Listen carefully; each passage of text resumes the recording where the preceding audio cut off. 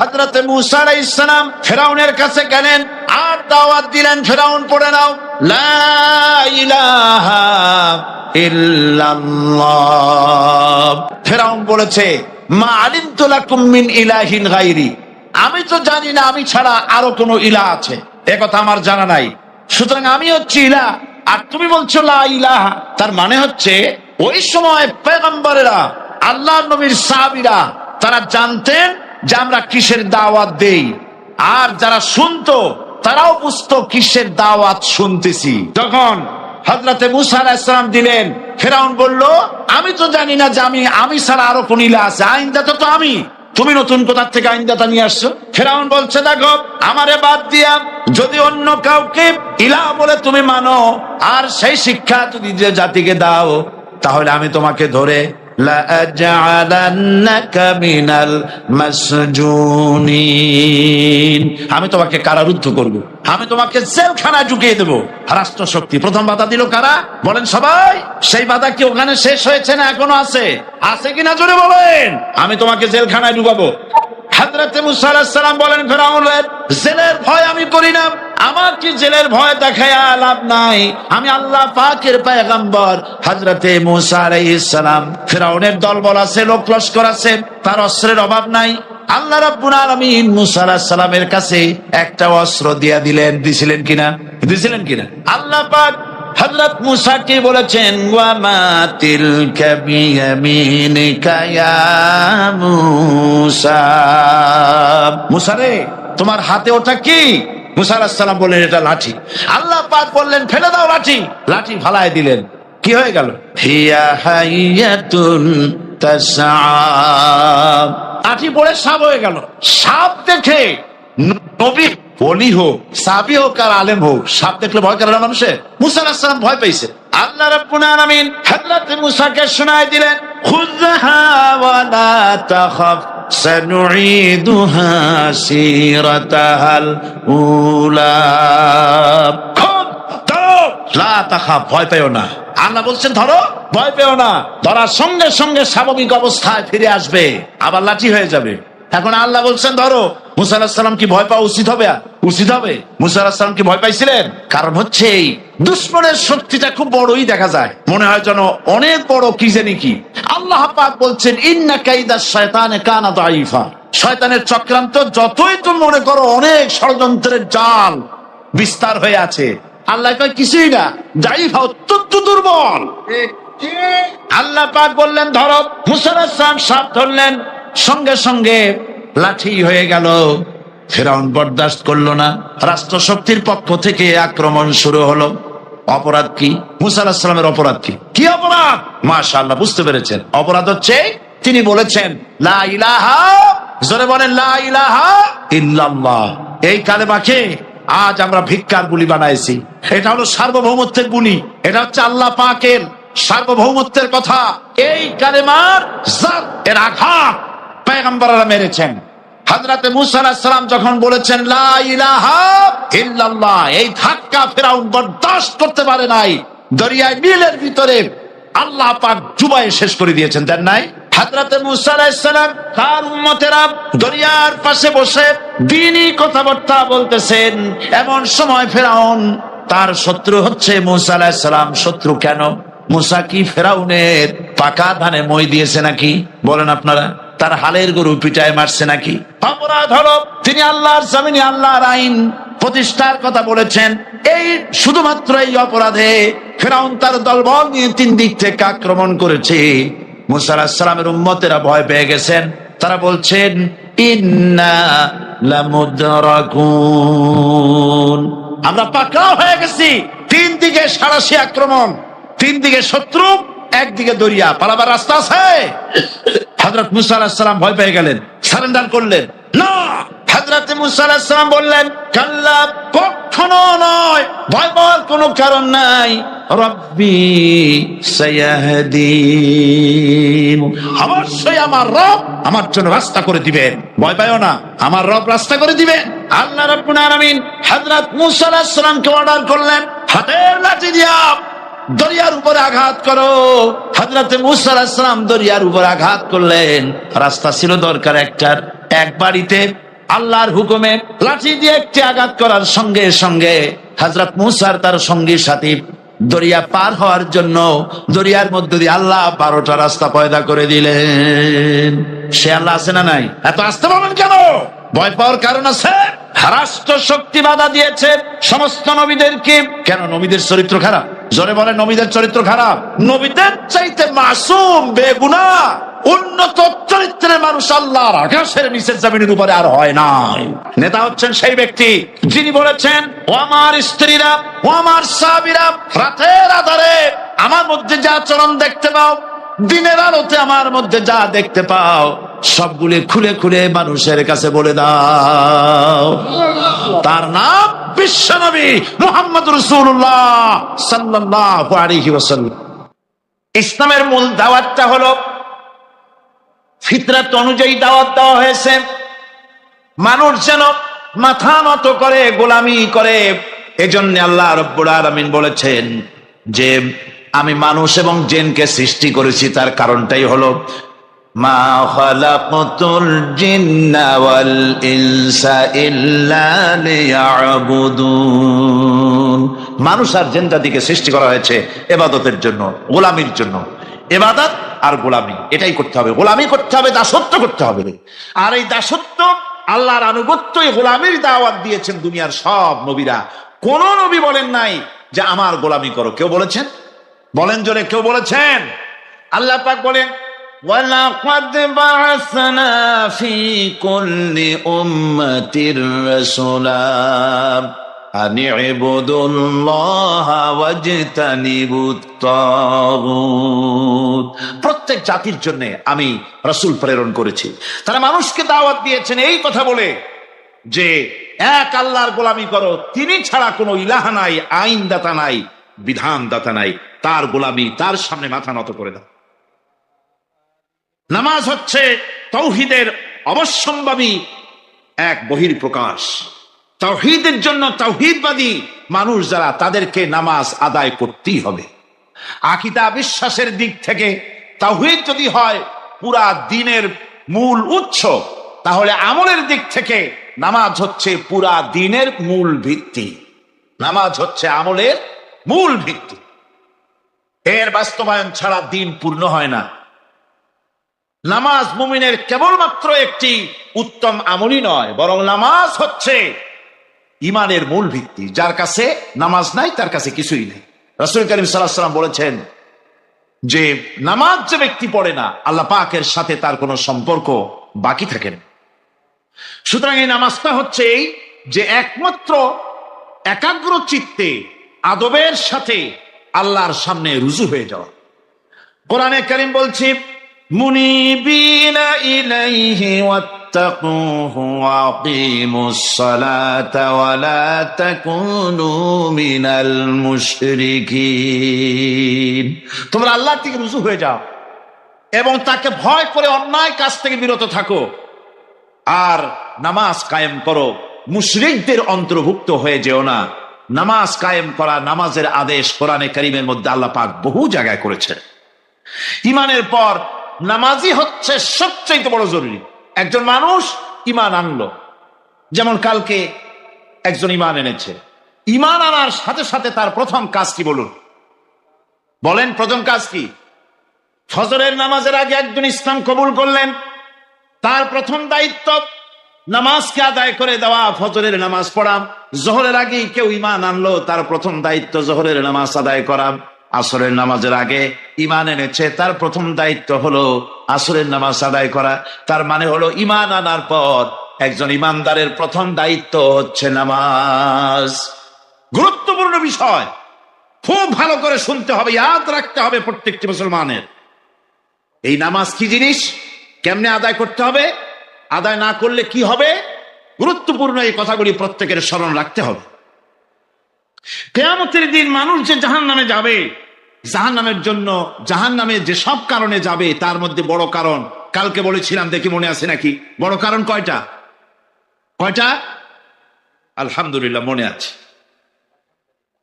আল্লাহ রাব্বুল আলামিন বলেন, ইয়াতাসাআলুনা আনিল মুজরিমিন। কিয়ামতের দিন অপরাধীদেরকে জিজ্ঞেস করা হবে মা সালাকাকুম ফি সাকার, জাহান্নামে কেন আসছো?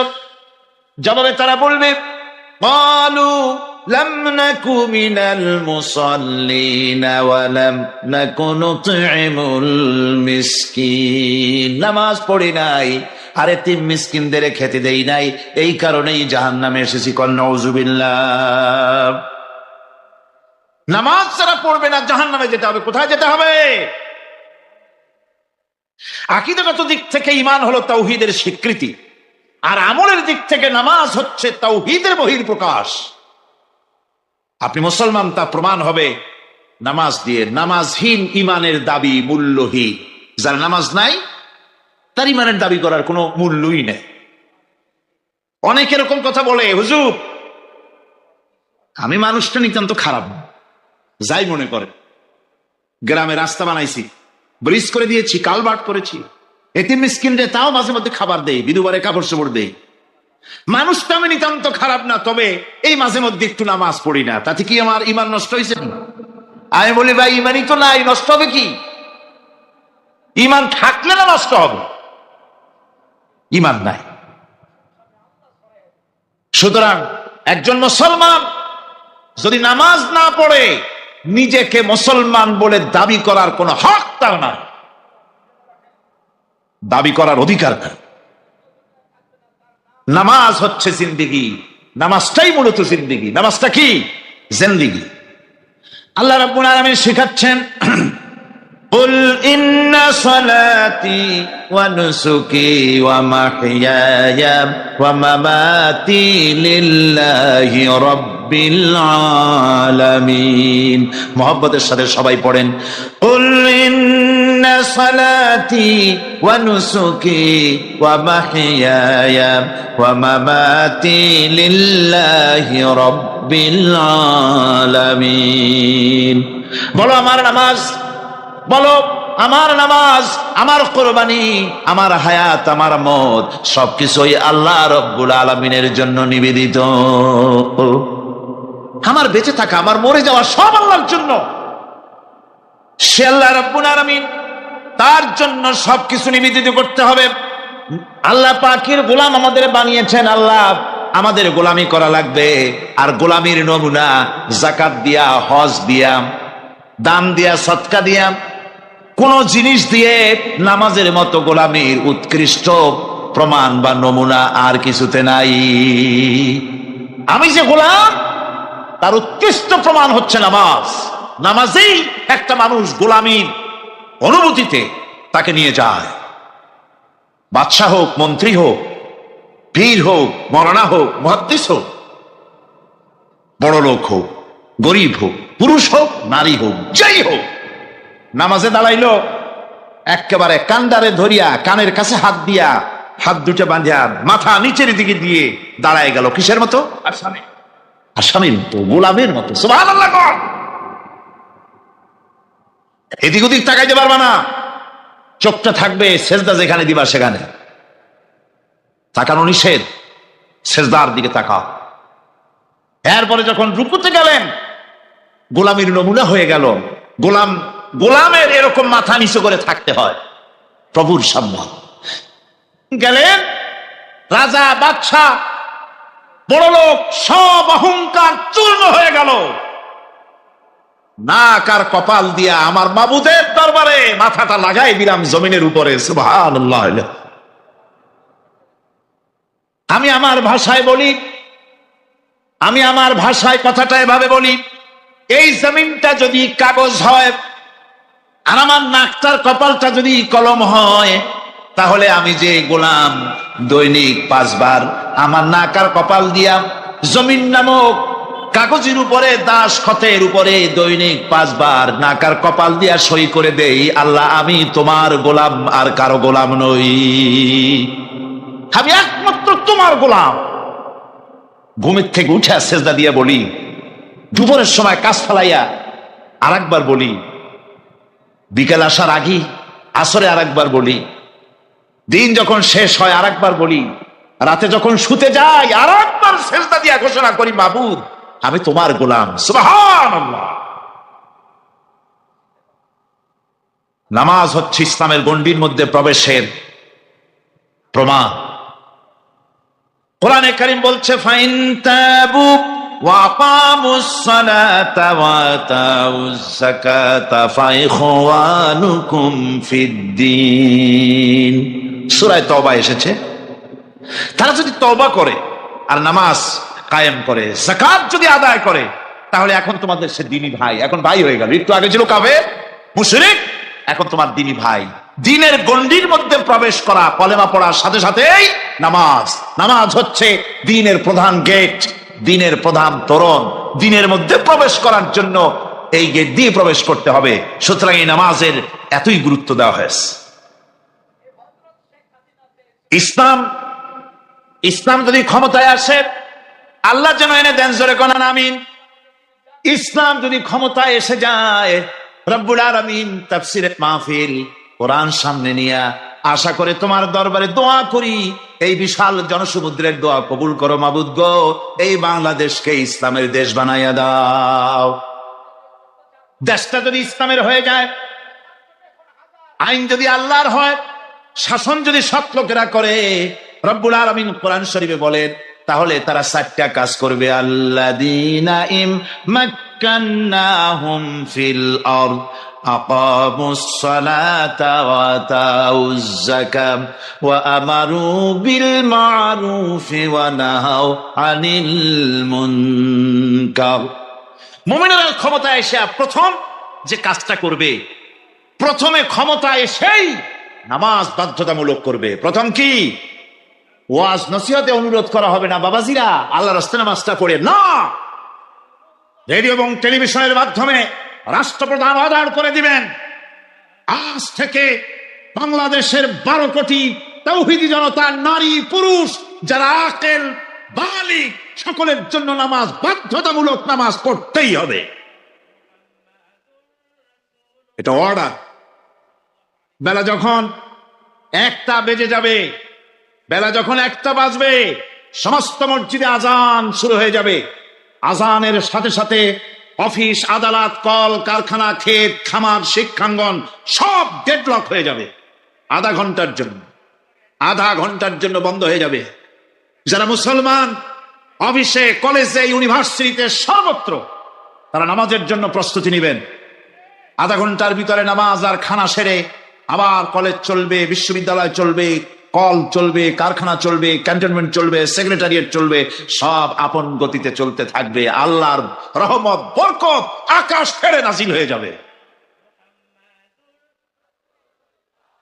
আর এই অর্ডারটি দেওয়া হবে, নামাজ পড়বেন সেখানে। থানায় যখন আজান হবে, থানায় আজান হয়ে গেছে, থানার স্টাফ, পুলিশ যারা আছে জামাতে খাড়া হয়ে যাবে, ইমামতি করবেন ওসি সাহেব। এসপির অফিসে এসপি সাহেব ইমামতি করবেন, ডিসি সাহেব তার অফিসে ইমামতি করবেন, মন্ত্রী সেক্রেটারিয়েট ইমামতি করবেন, প্রেসিডেন্ট বঙ্গভবনে ইমামতি করবেন, বিশ্ববিদ্যালয়ের ভাইস চ্যান্সেলরের ইমামতিতে সে জায়গার মুসলমান ছাত্র ছাত্রী, শিক্ষক শিক্ষয়িত্রী এক জামাতে নামাজ আদায় করবে। এই যদি হয় চিত্র দেশের, অপরাধ থাকবে। থানায় ওসি সাহেব নিজেই যদি জামাতের ইমামতি করেন, এইভাবে নামাজ আদায় করেন পুলিশদের নিয়ে, জামাতে ঘুষ আর খাবে তারা? এসপি সাহেবের অফিসে, ডিসি সাহেবের অফিসে মন্ত্রীরা যদি এভাবে নামাজ কায়েম করে, তাহলে কি অন্যায় অপরাধ কিছু থাকবে সমাজে? থাকবে না। সুতরাং নামাজ বাধ্যতামূলক করে দেওয়া হবে। নামাজ বাধ্যতামূলক, সকলকে নামাজ পড়তে হবে। নামাজ হচ্ছে অপকর্মের প্রতিবন্ধক। নামাজ পড়লে অন্যায় কাজ থেকে বাঁচার পর, অন্যায় থেকে বাঁচায় কিসে? নামাজ। আল্লাহ রাব্বুল আলামিন বলেন, উতলু মা উহিয়া ইলাইকা মিনাল কিতাবি ওয়া আকিমিস সালাম ইন্নাস সালাতা তানহা আনিল ফাহশাই ওয়াল মুনকার। হে নবী, এই কিতাব তেলাওয়াত করো, যা তোমার প্রতি অবতীর্ণ করা হয়েছে, এই কিতাব তেলাওয়াত করো আর নামাজকে প্রতিষ্ঠা করো। নিঃসন্দেহে নামাজ মানুষকে পাপাচার থেকে বাঁচাইয়া দেয়। অশ্লীলতা, পাপাচার থেকে মানুষকে বাঁচায় কে? জোরে চিল্লা এখন কে? নামাজ। এই নামাজ মানুষকে অন্যায় কাজ থেকে বাঁচায় দেয়। নামাজ যে মানুষকে অন্যায় কাজ থেকে বাঁচায়, কেমনে বাঁচায়? আমরা যে নামাজ পড়ি, এই নামাজে তো আমাদেরকে অন্যায় কাজ থেকে বাঁচাইতে পারে না। নামাজি বহুত মানুষ আছে অন্যায় করে, করে কিনা? কর না, করে না? করে। নামাজি অথচ অন্যায় করে। আর আল্লাহ বলছেন নামাজিকে, নামাজ তাকে অশ্লীলতা থেকে ফিরায়। তাহলে কথা কাটটা ঠিক? আল্লাহটা জোরে বলেন, কাটটা ঠিক? অবশ্যই আমার আল্লাহর কথা হক। প্রথম যে কথাটা সেটা হচ্ছে যে আমরা যা নামাজে পড়ি আমরা তা বুঝি না। কথা ঠিক কিনা? আমি যদি এখন প্রশ্ন করি সামি আল্লাহ লিমান হামিদা অর্থ কি, কন? ফার্স্ট ডিভিশনে কয়েকটা লেটার নিয়ে ফেল করবেন এরকম লোক আছেন না নাই? সুবহান রাব্বিয়াল আলা অর্থ কি জানি না। সুবহান রাব্বিয়াল আযীমের অর্থ কি জানি না। দোয়া কুনুত অর্থ কি জানি না। তাশাহুদ অর্থ কি জানি না। সূরা ফাতিহার অর্থ কি জানি না। এমন কি উযুর মধ্যে কয়টা ফরজ তা অনেকের জানা নাই। কথা কি বেশি বললাম না ঠিক বলছি? একজনে জিজ্ঞেস করলো, মিয়া উযুতে কয় ফরজ? ভাই হুজুর কি মনে করেন যে বুঝি জানি না? এটা তো সাধারণ ব্যাপার, বলেন না কয় ফরজ? উযুতে তো 17 ফরজ। কি কি কয়? হাত ধোয়া, পাও ধোয়া, মুখ ধোয়া, নাক ধোয়া, চোখ ধোয়া, জিহ্বা ধোয়া, মাথা ধোয়া। বলতে বলতে গুনে দেখা গেল প্রায় 19টার মতো বলছে। বলা হলো, মিয়া বললেন আপনি উযুতে ফরজ 17টা, কইলেন আপনি 19টা। কয় হুজুর জানি আরো, বলি না আপনাদের ভয়তে। উযু জানে না, নামাজ জানে না, তাকে এই নামাজ কেমনে ফিরাবে অন্যায় কাজ থেকে? কথা বুঝতে পেরেছেন?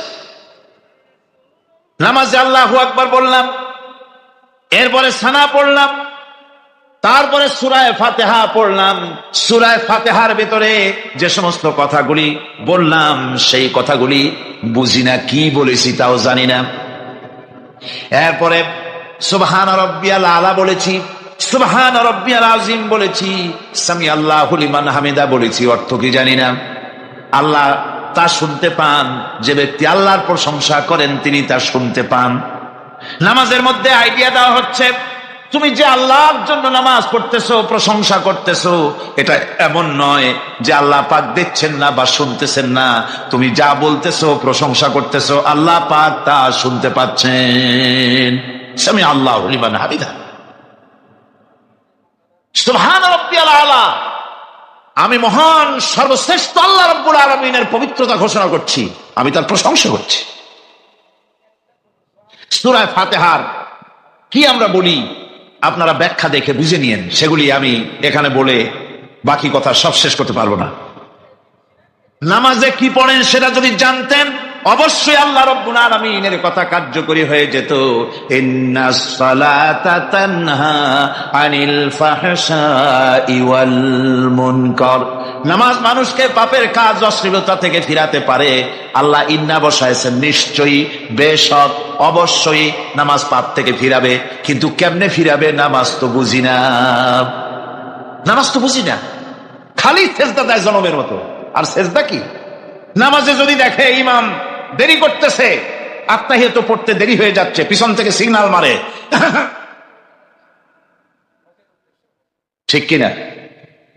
বেয়াদব, বেয়াদব। তোমার নামাজ, তোমার আত্তাহিয়াত আগে শেষ হয়েছে, তাতে কি হয়েছে? চুপ করে বসে থাকো। ইমামকে কাশি দিয়া সতর্ক করার অধিকার তোমার নাই। যদি ইমামকে সতর্ক করার জন্য কাশি দিয়ে থাকো, তোমার নামাজ ফাসেদ হয়ে যাবে। এটা ফাজলামি করার জায়গা না, এটা নামাজ। এর নাম কি?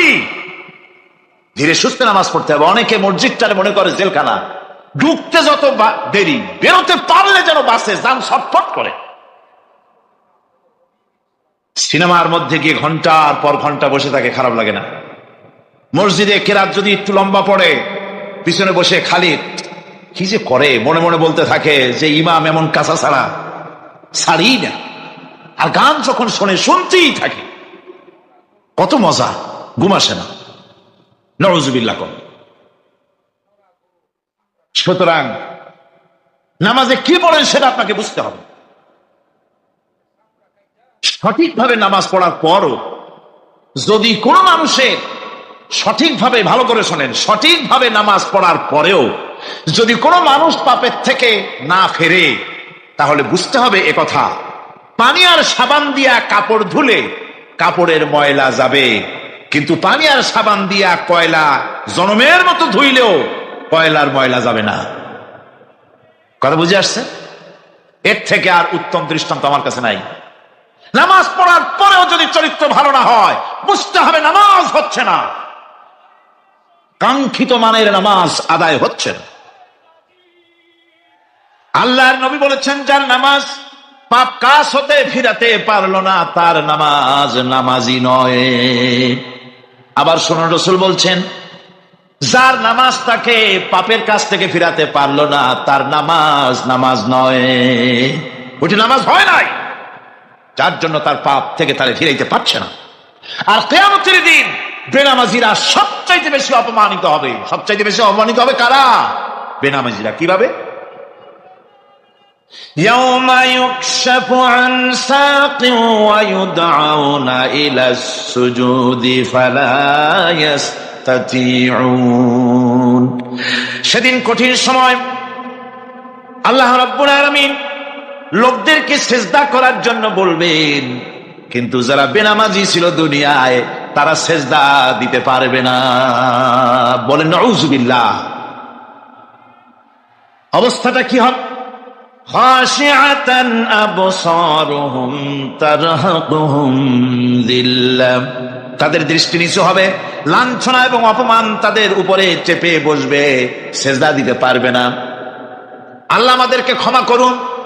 কিয়ামতের দিন হযরত আদম আলাইহিস সালাম থেকে শুরু করে পৃথিবীর সমস্ত মানুষের সামনে আল্লাহ রাব্বুল আলামিন সিজদা করার জন্য অর্ডার করবেন। যারা নাকি বেনামাজি, ওরা আল্লাহর দরবারে সেদিন সিজদা দিতে পারবে না, লাঞ্ছিত অপমানিত হবে। যারা কন নাউযুবিল্লাহ। নামাজ, মুমিনের নামাজ একরকম, মুনাফিকের নামাজ হলো আর এক রকম। মুনাফিকরাও নামাজ পড়ে, পড়ে কিনা কন? মুনাফিকেরাও নামাজ পড়ে।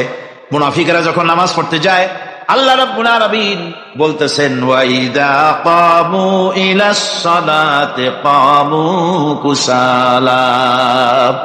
মুনাফিকেরা যখন নামাজ পড়তে দাঁড়ায়, নামাজে আসে ঠিক তারা, কিন্তু নামাজের জন্য দাঁড়ায় খুব শৈথিল্য ভারে, শৈথিল্য ভাবে দাঁড়ায়, কাহিলি সুস্তি, এ জায়গা চুলকায়, পায়জামা ধরে টান দেয়, টুপিটা ঘুরে আয়, এদিক ওদিক তাকায়। মুনাফিকের নামাজ দেখলেই ঠিক পাওয়া যায় যে বেটা মুনাফিক। এইভাবে সে দাঁড়ায়। তার নামাজটা কি জন্য? ইউরাউনান নাসা ওয়া লা ইয়াযকুরুনাল্লাহা ইল্লা কালিলা। তাদের নামাজ হচ্ছে মানুষকে দেখাবার নামাজ। নাউযুবিল্লাহ। এখন দেখবেন এই মৌসুম আসছে, নামাজের মৌসুম, বেনামাজিদের নামাজের মৌসুম।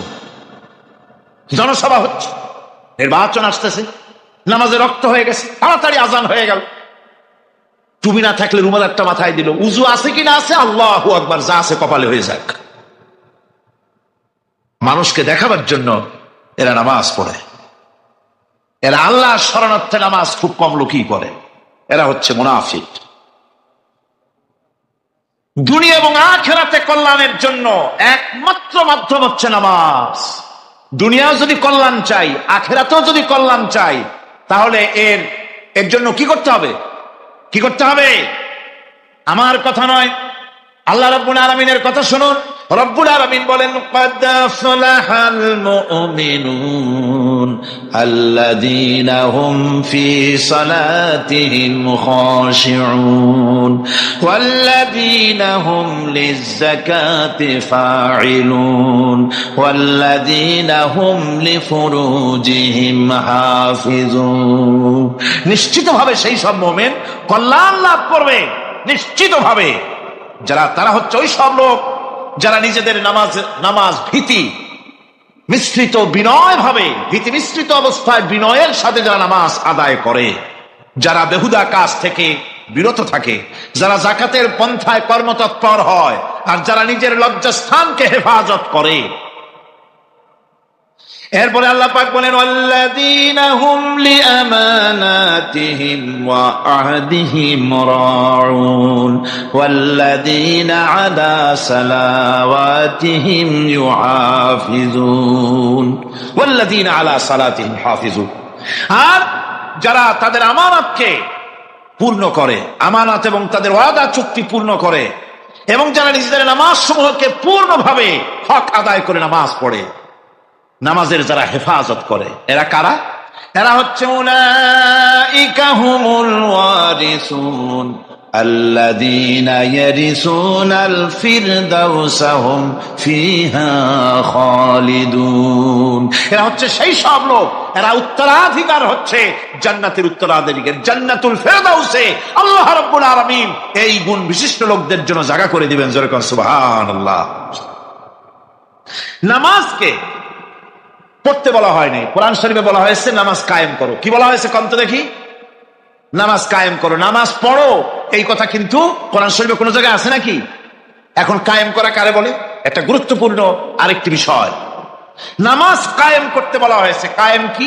কায়েমটা হচ্ছে দৃষ্টান্ত স্বরূপ বলা যায় যে জিনিসটা সমাজে প্রতিষ্ঠিত আছে ওইটারে বলে কায়েম হওয়া, আর যেটা প্রতিষ্ঠিত নাই ওটা কায়েম নাই। কায়েম মানে হলো প্রতিষ্ঠিত থাকা। যেমন আমাদের দেশে, আমাদের সমাজে নারী পুরুষ শিশু বৃদ্ধ সকলেই কাপড় পরা, শাড়ি পরা, লুঙ্গি পরা, এই কাপড় পরাটা কায়েম আছে, প্রতিষ্ঠিত আছে না নাই? যার কারণে কাপড় পরা সমাজে কায়েম আছে বলে উলঙ্গ মানুষ সমাজে খুঁজে পাওয়া যায় না, পাগল ছাড়া। ঠিক কিনা? একটা বাচ্চাকেও যদি উলঙ্গ হতে বলেন এখানে, 5 বছর 6 বছরের একটা বাচ্চাকেও, সে কিন্তু রাজি হবে না। ঠিক কিনা? যেহেতু কাপড় পরা সমাজে প্রতিষ্ঠিত আছে সেহেতু উলঙ্গ মানুষ পাওয়া যায় না, কাপড় পরাটাই এখানে প্রতিষ্ঠিত। সুতরাং এখন অবস্থাটা এই হয়েছে, কাপড় পরা প্রতিষ্ঠিত আছে বলে কোন উলঙ্গ মানুষ এসে যদি এই মঞ্চে দাঁড়ায় আর বলে আমাকে একটু বক্তৃতা করতে দেন, আপনারা কি করবেন? মঞ্চে তো উঠতেই দিবেন না।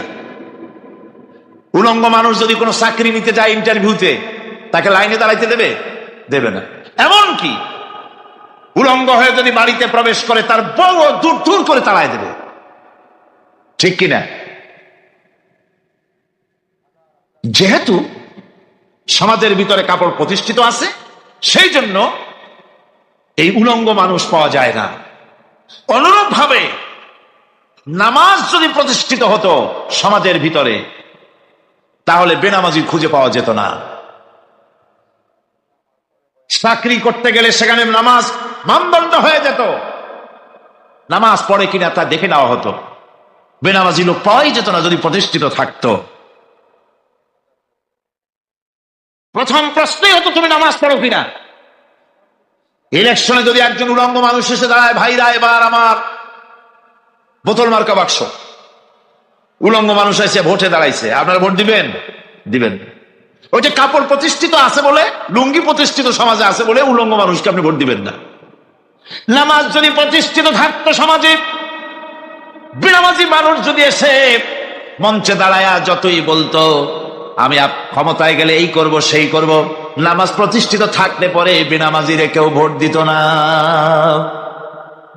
নামাজ যদি প্রতিষ্ঠিত থাকতো তাহলে অফিসের অফিসার তো দূরের কথা, বেনামাজি অফিসের ঝাড়ুদারের চাকরিও তার কিসমতে জুটত না যদি নামাজ প্রতিষ্ঠিত থাকত।